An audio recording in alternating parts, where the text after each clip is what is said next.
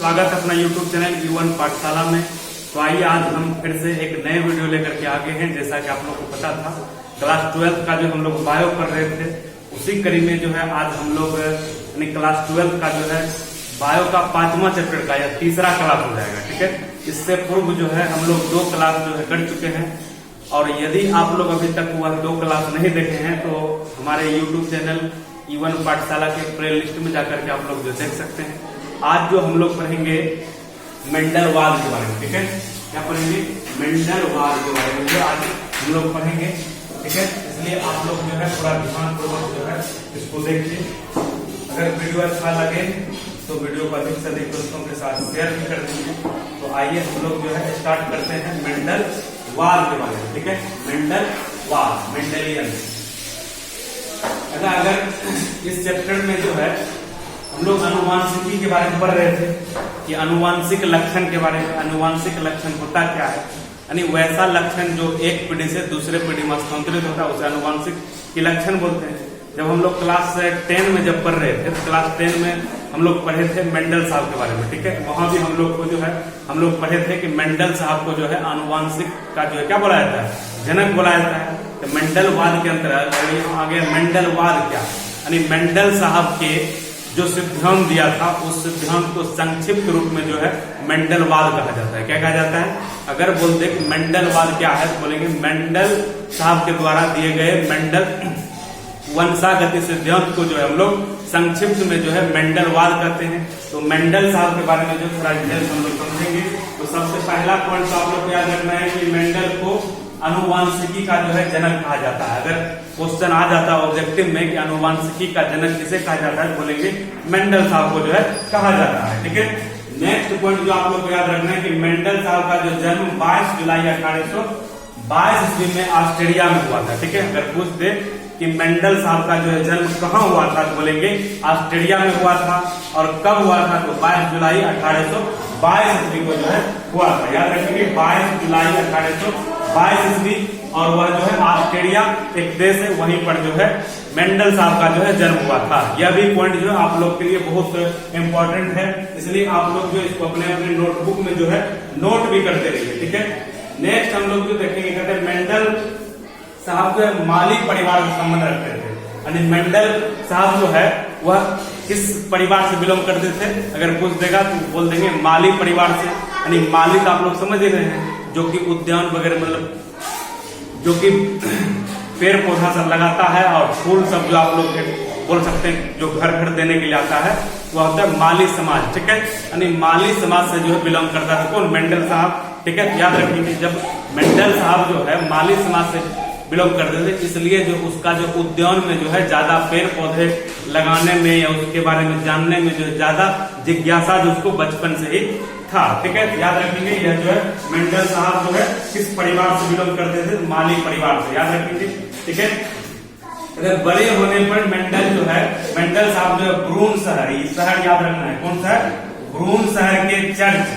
ठीक है, ब्रून शहर के चर्च में जो है पादरी बन गए थे। ठीक है, याद रखेंगे अगर पूछा जाए कि जो मेंडल साहब जो है बड़े होकर के किस शहर के चर्च में जो पादरी बन गया था तो ब्रून शहर के चर्च में। ठीक है, चर्च जो है जो ईसाई धर्म का जो होता है पूजा स्थल उसको बोला जाता है चर्च। जैसे हम लोग जो है मंदिर में पूजा करने जाते हैं, ठीक है, उसी तरीके से जो है ये सब जो है एक होता है पूजा करने का स्थान चर्च। वहीं का जो पादरी मतलब हो गया पुजारी बोल सकते हैं। ठीक है, उसके भाषा में। ठीक है, पुजारी जो है के थ्रू जो वहां काम कर रहे थे कहां पर? ब्रून शहर में। याद रखेंगे, इसलिए इसको जो आप लोग जो है याद रख लेंगे 3-4 पॉइंट। सबसे पहला पॉइंट हो गया कि मेंडल में को जो अनुवांशिकी का जनक कहा जाता है। दूसरा हो जाएगा मेंडल का जन्म जो है 22 जुलाई 1822 ईस्वी में ऑस्ट्रेलिया में हुआ था। और तीसरा जो हम लोग बताए कि मेंडल माली परिवार से संबंध रखते थे।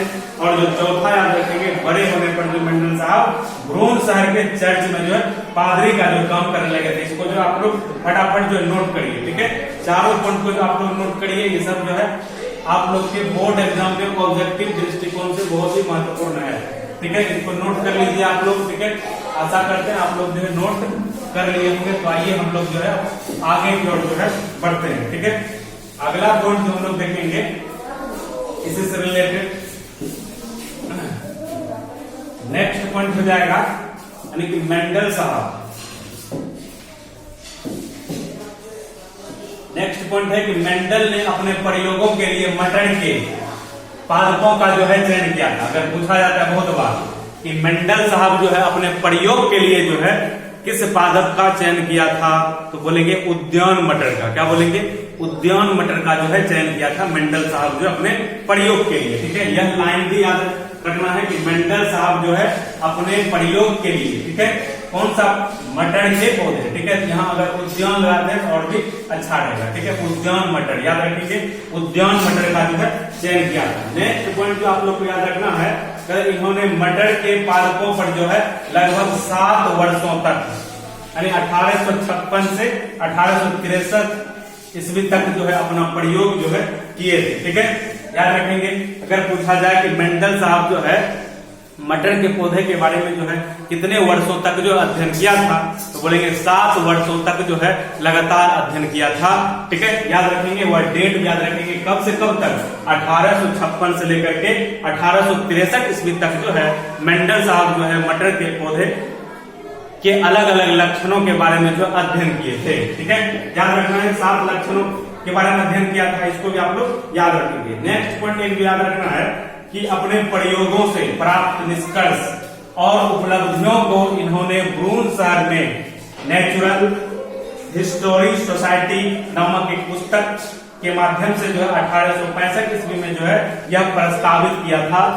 यानी समाज को जो बताने का जो है काम किया था कि हम जो है वंशागति का सिद्धांत जो है एक सिद्धांत दिए हैं, जिसके कारण जो हम बताना चाहते हैं कि कोई भी जीव जो है या कोई भी पादप है उसका जो है अनुवांशिक लक्षण जो है एक पीढ़ी से दूसरे पीढ़ी में स्थानांतरित होता है, और वह किस कारण से होता है, तो किसी प्रत्येक जीव के शरीर के अंदर जो एक विशेष प्रकार की कारक पाया जाता है। ठीक है, उस कारक के माध्यम से जो है क्या होता है, एक पीढ़ी से दूसरे पीढ़ी में जो है अनुवांशिक लक्षणों का जो है एक पीढ़ी से दूसरे पीढ़ी में स्थानांतरित होता है। यह सब जो है मेंडल साहब के द्वारा बताया गया था। और यह जो है ब्रून शहर जहां पर वह पादरी थे, ठीक है, ब्रून शहर में ही के चर्च में वह क्या थे?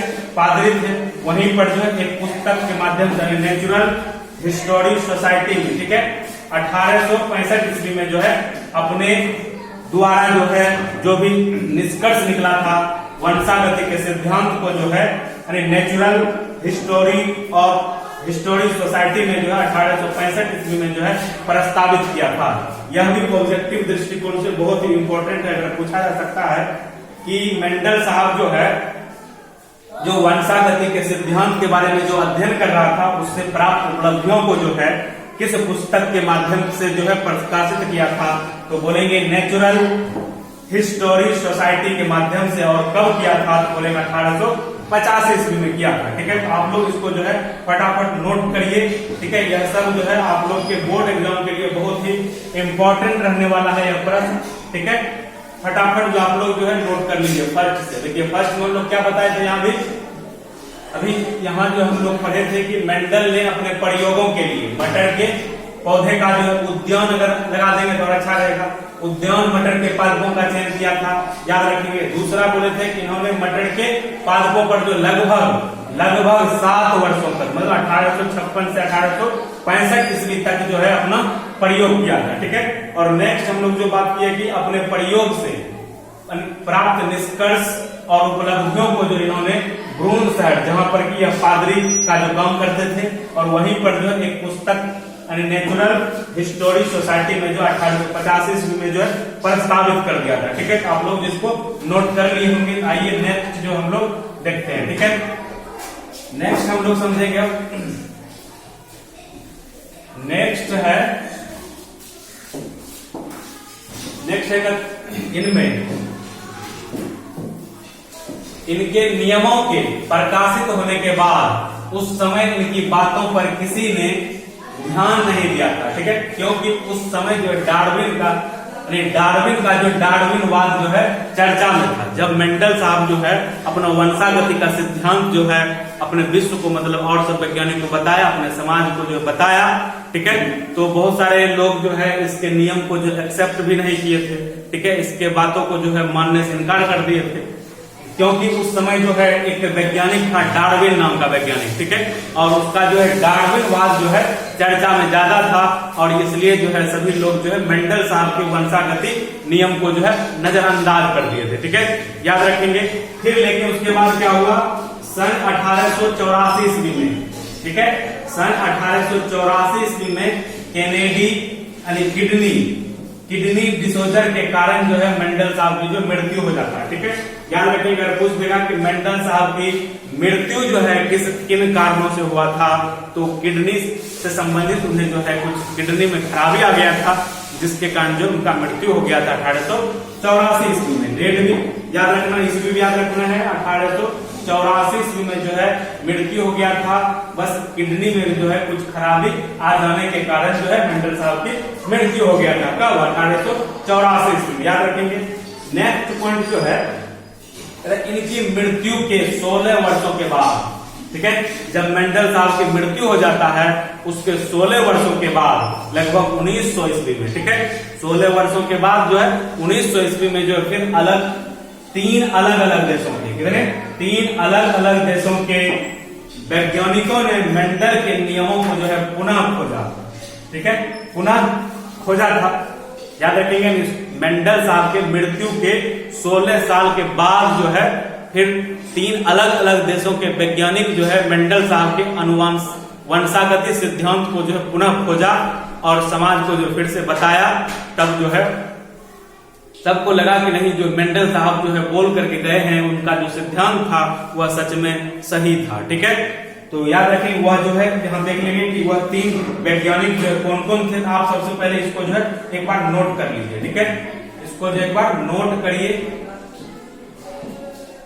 इसको एक बार नोट कर लीजिए आप लोग कि नियमों, पहला क्या बोले थे, इनके नियमों के प्रकाशन होने के बाद जो है उस समय इनकी बातों पर किसी ने ध्यान नहीं दिया था, क्योंकि उस समय डार्विन का जो है डार्विनवाद चर्चा में था। नेक्स्ट आप लोग को पता है किसका जो मृत्यु हो गया था, नहीं, डार्विन साहब की मृत्यु हो गया था 1884 ईस्वी में किडनी में कुछ खराबी हो जाने के कारण, ठीक है। उसके डार्विन मेंडल साहब की मृत्यु के 16 वर्ष के बाद जो है 3 अलग अलग देशों के वैज्ञानिक जो मिलकर के जो है पुनः जो है मेंडल साहब का जो है के वंशागति के नियम को जो कब खोजा था, 1900 ईस्वी में।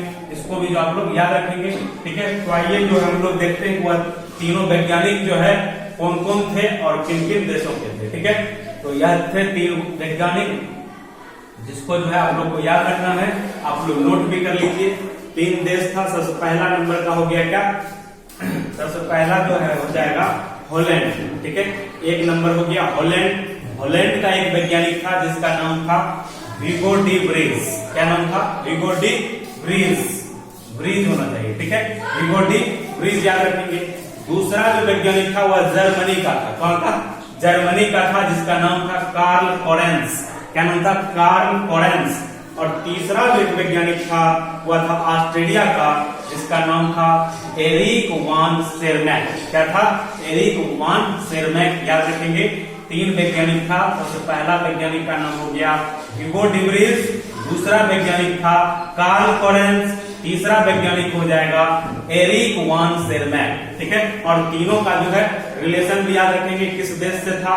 जो विगो डी ब्रीज होंगे वह हॉलैंड के थे, और जो कार्ल कोरेंस थे वह जो जर्मनी के रहने वाले थे, और एरिक वान सेरमैक जो थे यह ऑस्ट्रेलिया के रहने वाले थे। इसको जो आप लोग जो है फास्ट में जो है एक बार नोट करिए, ठीक है। तीनों वैज्ञानिक का नाम और उनके देश, ठीक है, जिस तरह से लिखा हुआ है यहाँ उसी तरह से आप लोग को भी लिखना है, लिखते जाना है और इसको जो याद कर लेना है, ठीक है। कभी भी ऑब्जेक्टिव में जो इससे आ सकता है कि मेंडल साहब के नियमों को जो है पुनः निम्नलिखित में से किस वैज्ञानिक ने खोजा था, ठीक है। अगर इस तीनों में से कोई भी एक वैज्ञानिक का नाम आ जाएगा तो उसमें आप लोग को टिक लगा लेना है, या अगर ये तीनों नाम है तो एक ऑप्शन इनमें सभी देगा, तो इनमें सभी में जो आप लोग को टिक करना है, ठीक है। या पूछ सकता है कि तीनों जो मेंडल साहब के वंशागति के सिद्धांत है वह को जो पुनः ढूंढा था वह किन किन देशों के रहने वाले थे, तो याद रखेंगे हॉलैंड के थे, एक थे जर्मनी का, एक ऑस्ट्रेलिया का। इसको जो है आप लोग को याद रखना इतना, ठीक है। तो आशा करते आप लोग इसको जो है लिख लिए होंगे। अब हम लोग आगे की ओर जो है बढ़ते हैं, ठीक है। जो भी नहीं लिखे फास्ट में लिख लीजिए, ठीक है। चलिए आइए आगे हम लोग जो है समझते हैं।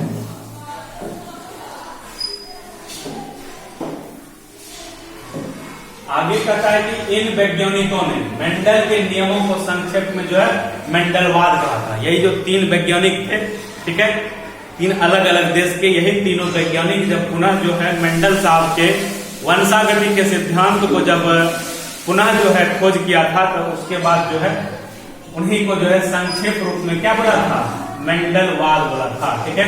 मेंडल साहब के नियमों को जो है संक्षेप में जो है मेंडलवाद कहा था, ठीक है। याद रखेंगे, अगर पूछ देगा तो मेंडलवाद क्या होता है तो बोल देंगे मेंडल साहब के नियमों को संक्षेप में जो हम लोग क्या बोलते हैं, मेंडलवाद कहते हैं। तो इसको नोट कर लीजिए। अब हम लोग जो है समझेंगे मेंडल द्वारा अपने प्रयोगों के लिए मटर के पौधे का चुनाव करने के कारण। आखिर क्या कारण रहा होगा जिसके कारण वह जो है मटर के ही पौधे का क्यों चयन किया। और भी तो बहुत सारे पौधे हैं, मक्का का पौधा ले लेता, गेहूं का पौधा ले लेता, तो कुछ तो कारण रहा होगा। इसलिए उन कारणों को जो हम लोग जो है जानने का कोशिश करेंगे। अगर क्वेश्चन भी बहुत बार आता है कि मेंडल साहब जो है अपने प्रयोगों के लिए मटर के पौधे का चयन क्यों किया था, ठीक है। तो आइए हम लोग जो इसको समझते हैं, ठीक है। मेंडल साहब जो अपने प्रयोग में जो है मटर के पौधे का चयन क्यों किया था, आप लोग इसको जो है हेडलाइन में आप लोग लिख लीजिए। उसके बाद जो हम लोग धीरे धीरे पढ़ते हैं, ठीक है। सबसे पहला कारण जो हम लोग समझेंगे कि जो मटर है, मटर जो है 1 वर्षीय है। क्या है, मटर जो है 1 वर्षीय पौधा होने के कारण जो है इसका जो चयन किया गया था, ठीक है। मटर क्या है, मटर 1 वर्षीय है, तो 1 वर्ष के अंदर ही 2, 3, 4, 5 महीना में जो है यह क्या होता है, पूर्ण जो है परिपक्व हो जाता है। इसमें जो है बीज वगैरह बन जाता है। यही सबसे पहला कारण था कि वह जो है मटर के पौधे का जो चयन किया था, ताकि कम से कम समय में अगर कोई बड़ा वृक्ष का चयन कर लेता आम का, तो उसमें जो है उसको 1 साल पूरा इंतजार करना पड़ता, अगले साल फिर बहुत टाइम लगता।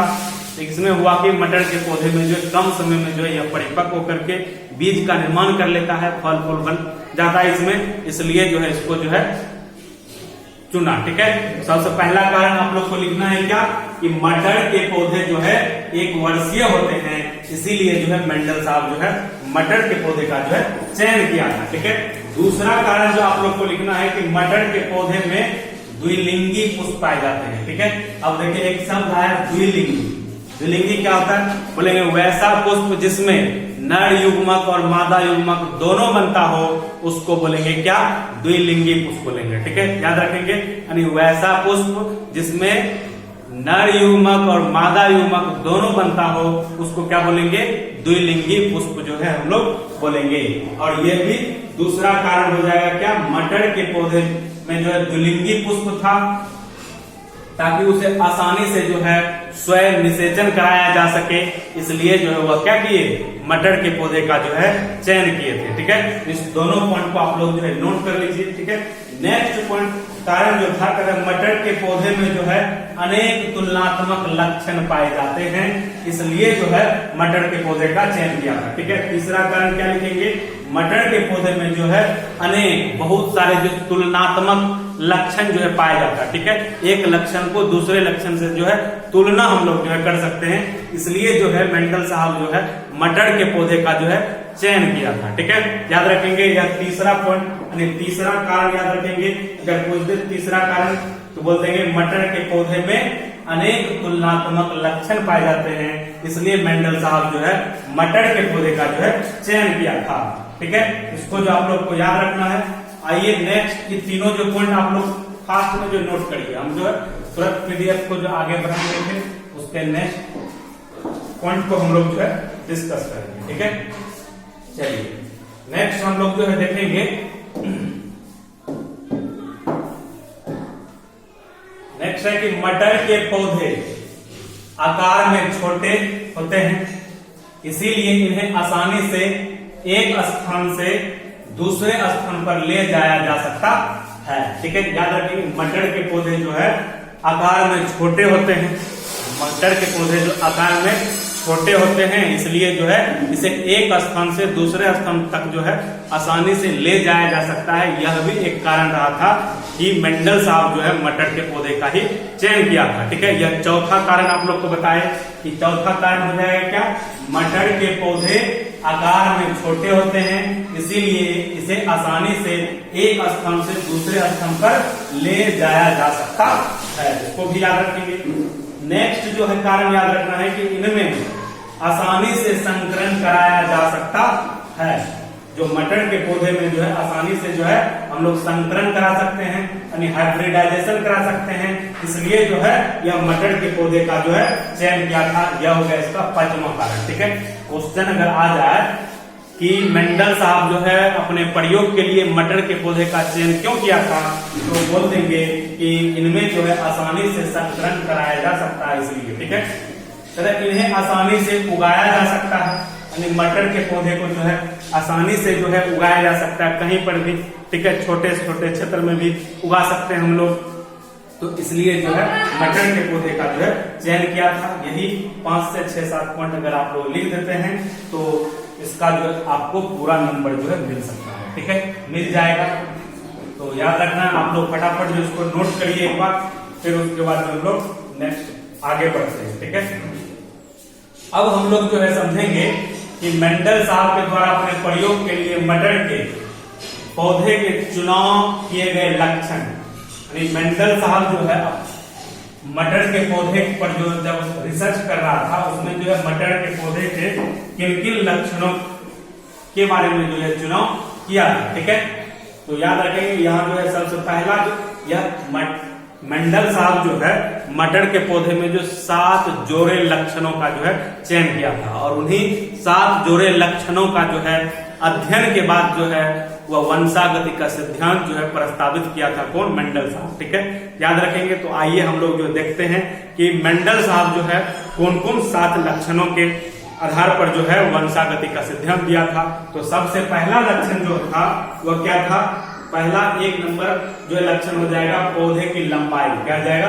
पौधे की लंबाई के बारे में दिया था।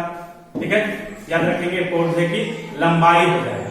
और दूसरा लक्षण, अब देखिए एक लक्षण लिया तो उस लक्षण का 2 उपलक्षण भी है। ठीक है, जैसे अगर पौधे की लंबाई की बात करेंगे, कल भी हम लोग बात कर रहे थे, पौधे की लंबाई की बात करेंगे उसका 2 उपलक्षण होगा। एक लंबापन होगा, शुद्ध लंबापन, एक होगा शुद्ध बौनापन। ठीक है, यानी जो लंबापन होगा, शुद्ध लंबापन, उसको बोलेंगे प्रभावी विशेषक। विशेषक को हम लोग उपलक्षण भी बोल सकते हैं। क्या बोल सकते हैं? विशेषक को उपलक्षण बोलेंगे। यानी क्या हो गया? प्रभावी उपलक्षण है लंबापन, और अप्रभावी विशेषक हो गया बौनापन। ठीक है, अप्रभावी विशेषक को क्या बोला? बौनापन बोला। और इसको जो है लंबापन को जो है कैपिटल टी से दर्शाया, और जो बौनापन है स्मॉल टी से इसको जो है दर्शाया गया। ठीक है, इसको भी याद रखेंगे। दूसरा लक्षण जो मेंडल साहब के द्वारा लिए गए थे, पुष्प की स्थिति। क्या लिया गया? पुष्प की स्थिति लिया गया। पुष्प की स्थिति मतलब कक्षीय हो गया, एक हो गया अंतस्थ। ठीक है, कक्षीय एक अंतस्थ। कक्षीय मतलब हो गया कोई भी एक पादप होता है ना, पादप के कोई भी 2 तना, यानी तना के बीच में जो है फ्लावर जब खिलेगा उसको बोला जाए कक्षीय।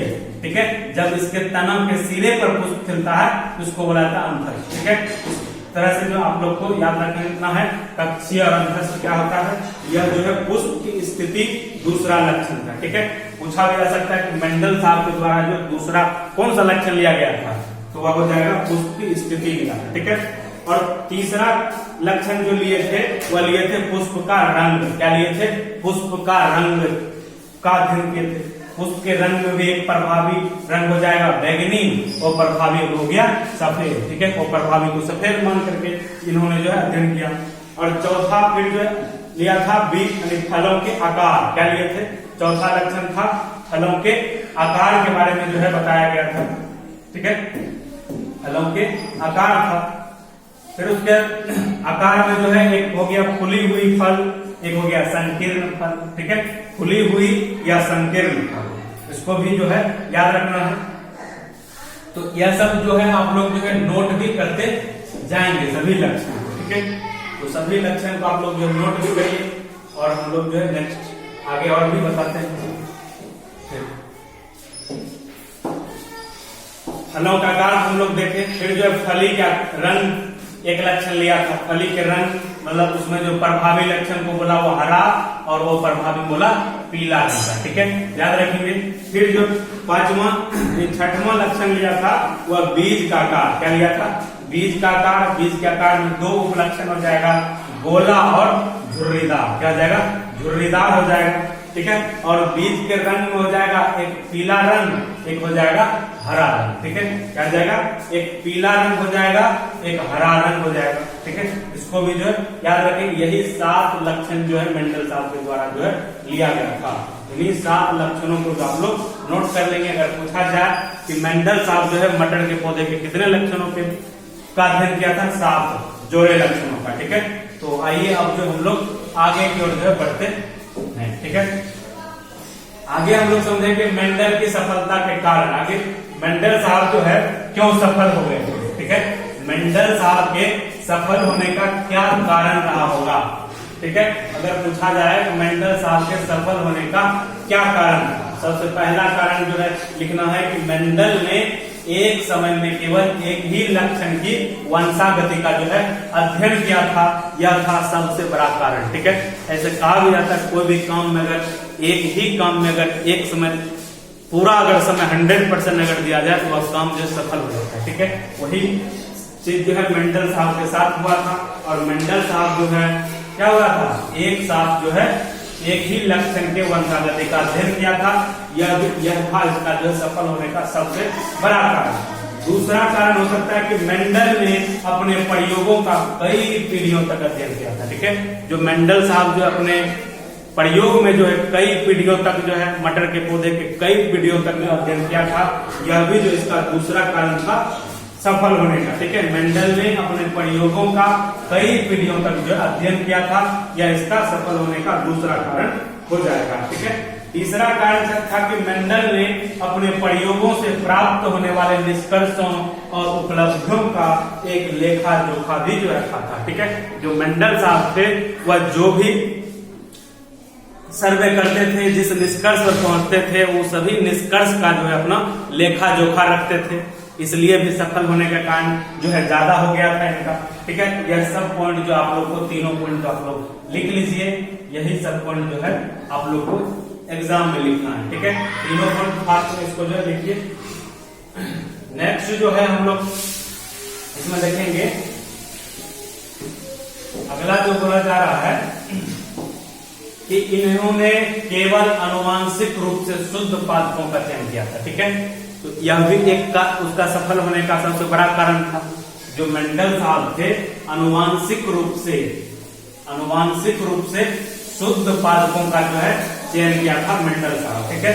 यह भी था इसका जो सफल होने का सबसे बड़ा कारण जो है हो सकता है कि यह जो है आनुवांशिक रूप से शुद्ध पादपों का चयन किया था कौन, मेंडल साहब, ठीक है। और इसका लास्ट कारण एक नोट कर लीजिए कि मेंडल ने स्वयं संकरण को रोकने के लिए जो है लंबे और कुछ छोटे पादपों के उन केसर को काट दिए थे, ताकि स्वयं जो है परागण नहीं हो सके, ठीक है। यानी अपने इच्छा अनुसार जो है वह परागण करवा सके, इसलिए जो है जो छोटे पादप या बड़े पादप थे उसके पुंकेसर को जो है काट दिया गया था, ठीक है, ताकि उसमें जो है स्वयं परागण जो है ना हो सके, ठीक है। अपने इच्छा अनुसार जो है उसको परागण करवाया जा सके, यह भी उनका सबसे बड़ा कारण था मेंडल साहब के सफल होने का, ठीक है। तो आज के वीडियो में जो हम लोग जो आज के क्लास में इतना ही रखेंगे। कल नेक्स्ट क्लास में जो हम लोग समझेंगे एक जीन की वंशागति क्या है, ठीक है, एक जीन की वंशागति। तो इसलिए आज के लिए इस वीडियो में इतना ही। वीडियो अच्छा लगा हो तो आप लोग जो अपने अधिक से अधिक दोस्तों के साथ जो इस वीडियो को शेयर कर दीजिए, और वीडियो अच्छा लगा हो तो इस वीडियो को लाइक कीजिए, ठीक है। और जिस टॉपिक पर आप लोग को वीडियो चाहिए आप लोग कमेंट बॉक्स में लिखिए, और यह वीडियो आप लोग को कैसा लगा कमेंट बॉक्स में अपना रिव्यू जरूर बताएं। धन्यवाद।